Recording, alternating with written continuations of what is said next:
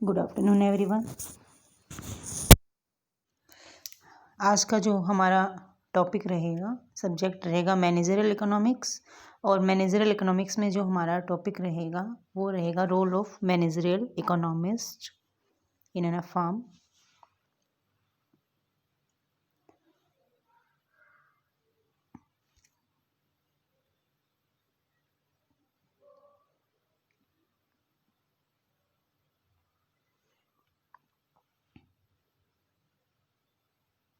ये हिंदी मीडियम की बजाय बेटर रहेगा इंग्लिश मीडियम।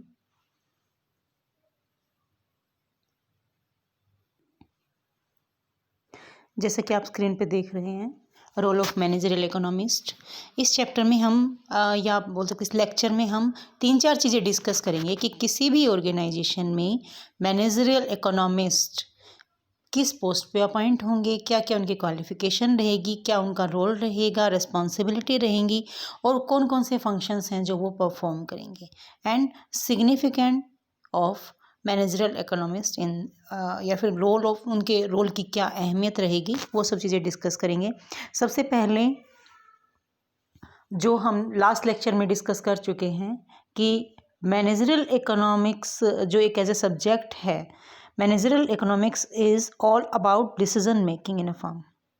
बहुत सारी स्ट्रीम्स को जैसे कंबाइंड करके मैनेजमेंट में का अपना एक रिलेशन है बहुत सारी डिफरेंट स्ट्रीम से, उसी तरह मैनेजरियल इकोनॉमिक्स भी यूज़ करता है principles, concepts, theories of economics in a firm, या बोल सकते हैं कि टू मैनेज अ फर्म। तो यहाँ पे जो बेसिक क्वालिफिकेशन होती है किसी भी मैनेजरियल इकोनॉमिस्ट की, सबसे पहले तो देखो उसको एक इन डेप्थ नॉलेज होना ज़रूरी है ऑफ देयर सब्जेक्ट, ऑफ एक जो प्रैक्टिकल और जो थ्योरेटिकल एस्पेक्ट्स होते हैं दोनों को का ही दोनों चीज़ों में ही जो है उसकी पकड़ होनी चाहिए। केवल थ्योरी या एक इन डेप्थ नॉलेज होने से भी काम नहीं चलता, क्योंकि ऑर्गेनाइजेशन में क्या है उन चीज़ों को प्रैक्टिकली अप्लाई करना पड़ेगा आपको। तो थ्योरेटिकली एंड प्रैक्टिकल दोनों ही तरह की जो है इन डेप्थ नॉलेज होनी चाहिए। दूसरा वो एक डिग्री होल्डर जो हम बोलते हैं ना कि भाई उसका वो क्राइटेरिया भी क्लियर करे। आप ऐसा एक खाली प्रैक्टिकल नॉलेज होने से काम नहीं चलता, आप एक वेल डिफाइंड आपके पास एक क्वालिफिकेशन भी जो है ना एक अप्रूवल किसी इंस्टीट्यूट से होनी चाहिए। उसके अलावा क्रिएटिव होना ज़रूरी है, जो बेसिक जो कैरेक्टरिस्टिक्स रहेंगी किसी भी मैनेजरियल इकोनॉमिस्ट की, उसको कॉम्प्रिहेंसिव नॉलेज, अदर फील्ड की भी नॉलेज होना ज़रूरी है, मोडेस्टी, रिगिडिटी, ये सारी उसकी जो है ना बेसिक कैरेक्टरिस्टिक्स हैं किसी भी मैनेजरियल इकोनॉमिस्ट की। उसके बाद जो नेक्स्ट टॉपिक रहेगा वो रहेगा हमारा रोल ऑफ मैनेजरियल इकोनॉमिस्ट, या फिर आप बोल सकते हो कि वो कौन कौन से रोल हैं जो प्ले किए जाएंगे मैनेजरियल इकोनॉमिस्ट के द्वारा किसी भी एक बिजनेस में। सबसे पहला, जैसे हम पहले भी डिस्कस कर चुके कि managerial economics is all about decision making, और डिसीजन आपका फ्यूचर प्लानिंग को लेके भी हो सकता है, फोरकास्टिंग को लेके भी हो सकता है, और वेरियस प्रॉब्लम्स, चाहे वो स्ट्रेटजिकली हों, चाहे रूटीन प्रॉब्लम्स हों, ऑपरेशनल्स आपके पास सब प्रॉब्लम्स आती रहती हैं, उनके सॉल्यूशन निकालना भी उनका एक रोल रहता है। तो जो फर्स्ट पॉइंट है कि identification of various business problems. Identification में क्या है कि कई बार तो हम जैसे मान लो हमने कुछ स्टैंडर्ड सेट किए, एक्चुअल परफॉर्मेंस आई, वेरिएंस निकाले और हमने उसको जो है उन वेरिएंस को दूर करने की कोशिश की, वो एक अलग चीज़ है। उसके अलावा इंटरनल और एक्सटर्नल एनवायरनमेंट को स्टडी करके फ्यूचर में आने वाली प्रॉब्लम्स हैं उनको प्रिडिक्ट करना भी अपने आप में एक आइडेंटिफिकेशन ऑफ द प्रॉब्लम कहलाएगा। फ्यूचर में मान लो हमें प्लानिंग करनी है, फॉरवर्ड प्लानिंग करनी है, डिसीजन मेकिंग जो वो सब रहते हैं, तो उसके लिए ज़रूरी है कि सबसे पहले उनके पास एक पूरा कहते हैं ना क्वांटिटी एक बेस होना चाहिए उनके पास, कि एक हमारे पास वो डाटा होनी चाहिए वो जिससे हम उन डाटा को हम इंफॉर्मेशन में कन्वर्ट कर सके, या हमारी जो टॉप मैनेजमेंट है उसको एक क्वांटिटिव बेस देना जिस बेस पे वो डिसीजन ले सके, आगे की प्लानिंग कर सके। ये सारे रोल रहते हैं मैनेजरियल इकोनॉमिस्ट के। उसके अलावा मैनेजरियल इकोनॉमिस्ट को ऑर्गेनाइजेशन में एज अ थिंकर काम करना पड़ेगा, as a friend, as a philosopher, जो ह्यूमन बींग्स की प्रॉब्लम को भी समझ सके और ह्यूमन बींग और मैन मटेरियल मशीन्स इनका जो आपस में कॉम्बिनेशन है उसके ऊपर काम कर सके। ठीक है, क्योंकि जो मैनेजरल इकोनॉमिस्ट होता है उसको टॉप मैनेजमेंट से भी डील करना है, वेरियस एग्जीक्यूटिव से भी डील करना है, अलग अलग जो पार्टीज़ हैं, जो स्टेक होल्डर्स हैं ऑर्गेनाइजेशन में, उन सब के साथ, उन सबको साथ लेके चलना है। उसके अलावा वो एक फर्म के लिए इकोनॉमिक एडवाइज़र का काम भी मैनेजरल इकोनॉमिस्ट करेगा, क्योंकि कोई भी बिजनेस है उसका किसी भी इकोनॉमी से, जहाँ से डायरेक्ट वो बिज़नेस जुड़ा है, कि जिस कंट्री में आप सर्वाइव कर रहे हो वहाँ की इकोनॉमी का उस बिज़नेस पे डायरेक्ट और इनडायरेक्ट रिलेशनशिप है। तो ये प्रिडिक्ट करना कि कोई इकोनॉमी किस स्टेज पे है, किस साइकिल में है, क्या आएगा फ्यूचर में, मतलब रिसेशन साइड जा रही है, मतलब हमें सर्वाइव करना है, या अपॉर्चुनिटीज़ हैं, मान लो बूम आने वाला है तो हम उसको कैसे ग्रिप कर सकते हैं, कैसे इनकैश कर सकते हैं, ये सारी चीज़ें एज ए इकोनॉमिक एडवाइज़र का काम भी कौन करेगा? Managerial economist. उसके अलावा जो डायनेमिक चेंजेज आते हैं in internal environment and in external environment also, होता क्या है कि जो इंटरनल एनवायरनमेंट है वो हमारे पहुंच में होता है, उसमें हम उसे मतलब कंट्रोल कर सकते हैं, बट जो एक्सटर्नल एनवायरनमेंट है वो हमारे कंट्रोल में नहीं होता, उसे आप तो फ्यूचर में जो डायनेमिक चेंजेस आएंगे, जो आ सकते हैं, उनके अकॉर्डिंग डिसीजन बनाना, पॉलिसी बनाना, स्ट्रेटजीज बनाना, और या हम बोल सकते हैं कि टॉप लेवल जो मैनेजमेंट है उसको हेल्प करना, ये सारे काम भी रहेंगे मैनेजरल इकोनॉमिस्ट के। जैसे कि मान लो हम एक एग्जांपल ले लें कि जो चेंजेस हैं, चेंजेस एक पॉजिटिव चीज़ है, चेंजेस नेगेटिव नहीं है। चेंजेस को अगर हम पॉजिटिवली देखें, चेंजेस ज़रूरी हैं। अगर हम अपने टाइम टू टाइम अपने बिजनेस में इनोवेटिव नहीं होंगे, नए नए तरीके नहीं लेंगे, क्रिएटिव नहीं बनेंगे, तो हम मार्केट में कंपटीशन को उस तरीके से डील नहीं कर सकते। तो ये भी क्या है, ये चेंजेस हैं, ये प्रिडिक्ट करना कि हमें कहाँ कहाँ हमें टेक्निक में चेंज लाने की ज़रूरत है, हमें प्रोडक्ट में चेंज लाने की ज़रूरत है, हमें मार्केट एरिया में चेंज लाने की, कहाँ पे किस टाइप के चेंज की ज़रूरत है, ये सारी रिक्वायरमेंट को देखना। उसके अलावा मैनेजरल इकोनॉमिस्ट एक रिसर्च का काम करता है। हम पहले भी ये चीज़ डिस्कस कर चुके हैं कि जो एक क्वांटिटेटिव बेस प्रोवाइड करता है मैनेजरल इकोनॉमिस्ट, वो किस बेस पे करता है? रिसर्च बेस पे करता है, क्योंकि अलग अलग जो लेवल ऑफ मैनेजमेंट हैं, जो डिसीजन मेकर हैं, उनको अलग अलग जो है फील्ड से उनको डाटा चाहिए होता, तो उनके लिए जो रिसर्च का काम है, उनको डाटा प्रोवाइड करवाना, उनको सही बेस देना, वो काम भी मार्केट से रिलेटेड रिसर्च वगैरह का काम है। ये इसमें भी जो है मैनेजरल इकोनॉमिस्ट का रोल रहता है।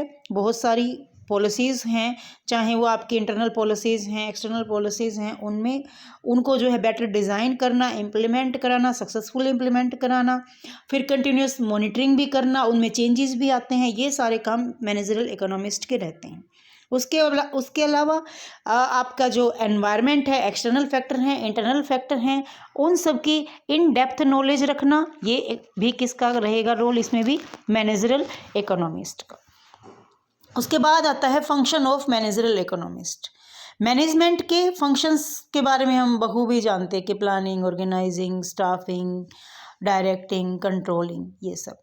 उसी तरह जो जो जो मैनेजमेंट का अपने आप में एक मेन फंक्शन रहता है, वो रहता है डिसीजन मेकिंग का। और डिसीजन, वैसे तो हम डिसीजंस को वैराइटीज़ में हम उसको जो है कन्वर्ट कर सकते हैं, टाइप्स में आप बता सकते हैं, लेकिन यहाँ पे हम मेनली 2 टाइप्स ऑफ डिसीजंस जो है वो डिस्कस करेंगे। सबसे पहले specific decisions and journal assignments. Journal assignments में क्या आ जाएगा? जो हमारे डे टू डे रूटीन जो हमारे डिसीजंस होते हैं वो सब आ जाएंगे। और स्पेसिफिक डिसीजंस में क्या आ जाएगा? जो आप जो कहते हैं ना कि जो टॉप लेवल मैनेजमेंट है, जिसमें मोस्टली इन्वॉल्व होते हैं, जो स्ट्रेटेजिकली डिज़ाइन किए जाते हैं, जिनका आप बोल सकते हैं टाइम बेस पे आप उसको आप डिफाइन कर सकते हैं कि जिनका इम्पैक्ट लॉन्ग टाइम तक रहेगा, वो होते हैं हमारे स्ट्रेटेजिक डिसीजंस। इसमें डिफरेंट आपको एग्जाम्पल भी मिल जाएंगे। मान लो कि कैपिटल प्रोजेक्ट्स हैं, हमारे पास कोई बहुत बड़ा पैसा है, हमने इन्वेस्ट करना है, तो आप कौन से प्रोजेक्ट पे करें? आप सिंपल इन्वेस्टमेंट करें, या हम अपने बिज़नेस को एक्सपेंड करें, या फिर आप ये बोल सकते हो कि मान लो हमें अपने बिज़नेस को एक्सपेंड करना है, तो कैसे एक्सपेंड करें? आप कोई नया प्रोडक्ट को आप अपने साथ ऐड कर सकते हैं सेम मार्केट में रह के, या सेम प्रोडक्ट के साथ आप लॉन्च कर सकते हो सेम प्रोडक्ट को इन डिफरेंट, या फिर आप न्यू मार्केट्स में। तो जो इस टाइप के डिसीजंस रहते हैं उन्हें हम बोलते हैं स्ट्रेटेजिक डिसीजंस। उसके बाद वो फैक्टर आएंगे जो आप कह सकते हैं कि वो जो एक्सटर्नल एंड इंटरनल फैक्टर्स हैं उनके बारे में हम डिस्कस करेंगे कि जो मैनेजरल इकोनॉमिस्ट के डिसीजंस को इन्फ्लुएंस करते हैं। एक्सटर्नल फैक्टर में क्या क्या आ जाएगा, जो भी आउटर की चीज़ें हैं। इनपुट कॉस्ट है, इनपुट कॉस्ट को भी एक एक्सटर्नल फैक्टर क्यों माना गया, क्योंकि जो मान लो आपने रॉ मटेरियल मंगवाया है और कुछ मंगवाया है, उनके रेट्स, वो सारी चीज़ें इतनी हमारे हाथ में नहीं होती। डिमांड ऑफ द प्रोडक्ट हमारे हाथ में नहीं है। डिमांड ऑफ द प्रोडक्ट क्या है, इकोनॉमी की, किसी कंट्री की इकोनॉमी की क्या कंडीशन है, मार्केट की क्या कंडीशंस है, फर्म का जो है शेयर इन द मार्केट कितना है, क्या हम लीड रोल पे हैं, हम फॉलोवर्स हैं, टाइप ऑफ द मार्केट कैसी है, परफेक्ट है, मोनोपोली है, मोनोपोलिस्ट है, उसी हिसाब से हमारी अपॉर्चुनिटीज़ डिसाइड होती हैं। गवर्नमेंट की क्या क्या पॉलिसीज़ हैं, ये भी एक्सटर्नल एनवायरनमेंट का फैक्टर है, क्योंकि हमारा कोई कंट्रोल नहीं होता गवर्नमेंट की पॉलिसीज़ पे। उसके अलावा आ जाएगा आपका इंटरनल फैक्टर आ जाएंगे। इंटरनल फैक्टर पे हमारा काफ़ी हद तक कंट्रोल हो सकता है। इसमें जैसे आपका फॉर एग्जांपल आप प्राइसिंग एंड प्रॉफिट पॉलिसीज़ दे रखे हैं, ये हम डिज़ाइन करते हैं, मैनेजमेंट डिसाइड करते हैं, किसी भी ऑर्गेनाइजेशन की टॉप लेवल मैनेजमेंट डिसाइड करती है कि क्या प्राइस रहेंगे, क्या प्राइस पॉलिसी रहेगी, हमारा ऑब्जेक्टिव क्या है, उसी के बेस पे प्राइस डिसाइड होते हैं। हमने मार्केट में सर्वाइव करना है, प्रॉफिट अर्न करना है, कितना अर्न करना है, क्या सिचुएशंस है, तो ये डिसीजंस हमारे इंटरनल रहते हैं, इंटरनल फैक्टर रहते हैं। हमारे इन्वेस्टमेंट डिसीजन इंटरनल रहते हैं। फिर टेक्नोलॉजिकली जो डेवलपमेंट है वो भी इन्फ्लुएंस करता है किसी इकोनॉमिस्ट के डिसीजन को, कि टेक्निकली आप कितने साउंड हो। सपोज हम टेक्निकली बहुत साउंड है, तो वो क्या करेगा, टेक्निक एज अ यूएसपी काम करेगा, हमारे लिए एक पॉजिटिव चीज़ है, एक स्ट्रेटेजिक एडवांटेज है, तो उस हिसाब से डिसीजन अलग तरीके से लिए जाएंगे। और सपोज करो हम टेक्निकली इतने एडवांस नहीं है, तो वो तब डिसीजन अलग तरीके से लिए जाएंगे। फिर बिजनेस प्लानिंग है, स्टैटिस्टिकल रिकॉर्ड वगैरह हैं, कैसे मेंटेन करना है, जो इकोनॉमिक इन्फॉर्मेशन है उनकी सप्लाई, जो कोई भी इन्फॉर्मेशन है, जो डाटा इन्फॉर्मेशन, वो आपका लाइफ ब्लड का काम करता है, कि जैसे बॉडी में ब्लड है वैसे ही कम्युनिकेशन अपने आप में किसी ऑर्गेनाइजेशन में किस चीज़ का काम करेगा, ब्लड का ही काम करता है। तो इकोनॉमिकली रिलेटेड जितनी भी इंफॉर्मेशन है उन सब की जो है सप्लाई कैसी है, आपके पास कितनी जल्दी आप पहुंच रही हैं इन्फॉर्मेशन, आप कितना एनालिसिस कर पा रहे हो, ये सभी चीज़ें इन्फ्लुएंस करते हैं decision making of a managerial economist.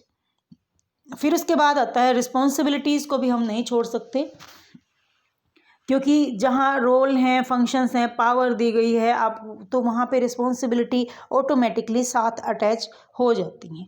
क्या क्या रिस्पॉन्सिबिलिटी रहेंगी, जो उनके रोल हैं, फंक्शंस हैं, उसी के साथ आप उन रिस्पॉन्सिबिलिटीज़ को जो है ऐड कर सकते हैं। पहला आ जाएगा जैसे कि बेटर मैनेजमेंट ऑफ रिसोर्सेज।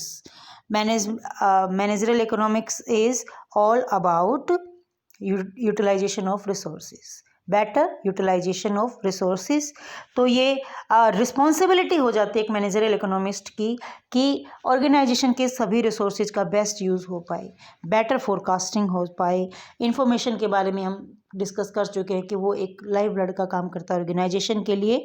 तो आपकी स्ट्रेटेजिक इन्फॉर्मेशन है, आपका जो डाटा है, आपका इकोनॉमी से रिलेटेड जो डाटा है, आउटर एनवायरनमेंट से रिलेटेड जो डाटा है, उसका फ्लो आपका कंटिन्यूसली ऑर्गेनाइजेशन में बना होना चाहिए। बहुत ही जो है एक्यूरेसी उस डाटा में होनी चाहिए, timely availability of the information होना बहुत ज़रूरी है। ये सारी चीज़ें आ जाएंगी। फिर टू मैक्सिमाइज प्रॉफिट्स, बिल्कुल सही बात, हमारी ऑर्गेनाइजेशन काम किसके लिए करती है, for the objective of the organisation हम सब काम करते हैं उनको अचीव करना, और ऑब्जेक्टिव में profit maximisation, wealth maximisation automatically add है। हर एक ऑर्गेनाइजेशन जो है हर एक बिजनेस जो मार्केट में आया है, सब किस लिए, हमारा मेन मोटिव ही क्या है, maximisation of the profit, maximisation wealth of the organisation. उसके बाद जो है कहीं ना कहीं से एक्वायर करते रहना, अपनी नॉलेज को बढ़ाना, कॉन्सेप्चुअल नॉलेज, प्रैक्टिकल नॉलेज, जो आपका R&D है उसमें कंट्रीब्यूट करना। फिर थिंकिंग, डिस्कसिंग एंड क्रिटिसाइजिंग, ये एक पूरा प्रोसेस है।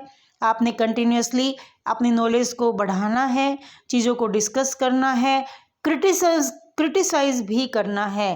क्रिटिसिज्म हमें बहुत ही पॉजिटिव रिजल्ट्स देता है हमेशा। जहाँ पे क्रिटिसिज्म खत्म हो जाएगा वहाँ पे प्रोग्रेस ऑटोमेटिकली खत्म हो जाती है। Undertaking challenging task, challenging task क्यों इंक्लूड किया गया? क्योंकि बिना चैलेंज के प्रॉफिट्स नहीं है, रिस्क नहीं है वहाँ प्रॉफिट्स नहीं है। चैलेंज किसी भी बिजनेस को एक्सेप्ट करने पड़ेंगे, क्योंकि अनसर्टेन है फ्यूचर, अनसर्टेन है, आउटर एनवायरनमेंट टोटली अनसर्टेन है। तो अगर हम चैलेंज को एक्सेप्ट नहीं करेंगे तो हम आगे नहीं बढ़ सकते। Participation in the public debates, उसके बाद जो मैनेजरल इकोनॉमिस्ट है वो रिप्रेजेंट करता है, ये उसकी ड्यूटी है ऑर्गेनाइजेशन को रिप्रेजेंट करना in front of the public, organisation की जो है गुडविल को बढ़ाना, उस पब्लिकली एक अच्छी इमेज ऑर्गेनाइजेशन की प्रेजेंट करना, ये सभी भी ड्यूटीज़ किसकी रहती हैं? मैनेजरियल इकोनॉमिस्ट की। तो आप देखेंगे कि इस चैप्टर में हमने ओवरऑल क्या डिस्कस किया, क्या कंक्लूजन निकलता है कि जो मैनेजरियल इकोनॉमिस्ट है जहाँ उनको अपॉइंट किया जाता है, कुछ लोग क्या है ये भी डिपेंड करता है कि टाइप ऑफ द आप ऑर्गेनाइजेशन कितनी बड़ी है। तो जो मैनेजरल इकोनॉमिस्ट है वो जो कहते हैं ना बहुत बड़ी बड़ी फर्म में ही अपॉइंट किया जाता है, जहाँ पे साइंटिफिक एनालिसिस की, इकोनॉमिक एनालिसिस की, इकोनॉमिक प्रॉब्लम्स को जो ऑर्गेनाइजेशंस फेस करती हैं कॉम्पिटिटिव वर्ल्ड में, वहाँ पे उनको अपॉइंट किया जाता है। उनके रोल्स हमने डिस्कस किए, उनकी रिस्पॉन्सिबिलिटी डिस्कस की, वो वेरियस फंक्शंस हमने डिस्कस किए जहाँ पे वो डिसीजन लेते हैं जिन क्राइटेरिया में, उसको हमने 2 पार्ट्स में जो है डिवाइड किया, स्पेसिफिक एंड जनरल डिसीजंस। वो सभी फैक्टर भी डिस्कस किए जो एक्सटर्नल एनवायरनमेंट में और इंटरनल एनवायरनमेंट में जो एक्सटर्नल और इंटरनल फैक्टर्स हैं जो इन्फ्लुएंस करते हैं for decision making of the economist. हमने बेसिक क्वालिफिकेशन डिस्कस की, रोल को बहुत अच्छे से जो है इस चैप्टर में डिस्कस किया गया है कि कौन कौन से वो डिफरेंट रोल्स हैं जो प्ले किए जाते हैं बाय द मैनेजरल इकोनॉमिस्ट, उनके एसेंशियल क्वालिफिकेशन डिस्कस की। तो ये सब था रोल ऑफ मैनेजरल इकोनॉमिस्ट के बारे में। अच्छा चैप्टर है, बेस का काम करता है। जो बच्चे फर्स्ट चैप्टर और सेकंड चैप्टर को पहले समझ लेते हैं, जब हमें सब्जेक्ट का पता चल जाएगा ना कि हम इस सब्जेक्ट को पढ़ ही क्यों रहे हैं, क्यों इस सब्जेक्ट को हम देख रहे हैं, मैनेजरल इकोनॉमिक्स बेसिकली है क्या, जो आगे हम बहुत सारी स्टडी करेंगे, डिमांड एनालिसिस करेंगे, प्रोडक्शन एनालिसिस करेंगे, तो उसके बाद कई मतलब ये कन्फ्यूज़न नहीं आना चाहिए कि हम पढ़ क्यों रहे हैं, ये चीज़ें हमें क्लियर होनी चाहिए। तो ये सब था चैप्टर सेकंड के बारे में। Thank you.